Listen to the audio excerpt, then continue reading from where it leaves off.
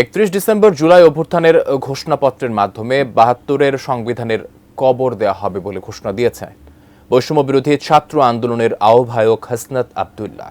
সকালে রাজধানীর বাংলা মোটরের রূপায়ণ টাওয়ারে সংগঠনটির কার্যালয়ে এক জরুরি সংবাদ সম্মেলনে এমন ঘোষণা দেন হাসনাত।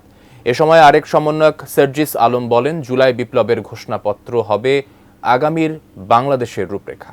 ঘোষণাটি আমাদের সামগ্রিকভাবে পুরো বাংলাদেশের একটি লিখিত দলিল হিসেবে থাকবে, যেই দলিল আমাদের নতুন করে যে স্বপ্নগুলো সেই স্বপ্নগুলোকে ধারণ করবে, যেই দলিল আমাদের বিগত সিস্টেমগুলোকে রিজেক্ট করবে, নতুন যে সিস্টেমগুলো আমরা প্রত্যাশা করি সেগুলোকে বাস্তবায়নের পথ দেখাবে।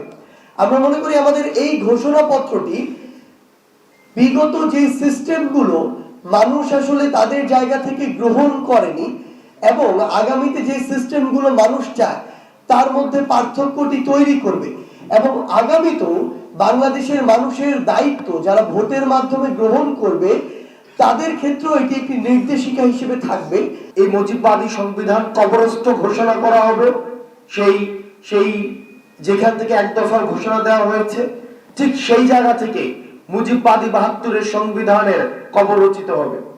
ঠিক সেই জায়গা থেকে আওয়ামী লীগ বাংলাদেশের প্রেক্ষাপটে একটি অপ্রাসঙ্গিক একটি রাজনৈতিক দল, যারা গণমানুষকে মানুষ হিসেবে স্বীকৃতি না দিয়ে নির্যাতন, নিপীড়ন, গুম এবং খুন এবং হত্যার যারা রাজনীতি করেছে, যারা জনগণের বিপরীতে, আশা আকাঙ্ক্ষার বিপরীতে দাঁড়িয়েছে, আমরা প্রত্যাশা রাখছি এই জুলাই প্রক্লেমেশন অফ জুলাই রেভলিউশনে এই নাৎসিবাদী এই দলটিকে সেখান থেকে বাংলাদেশে অপ্রাসঙ্গিক ঘোষণা করা হবে।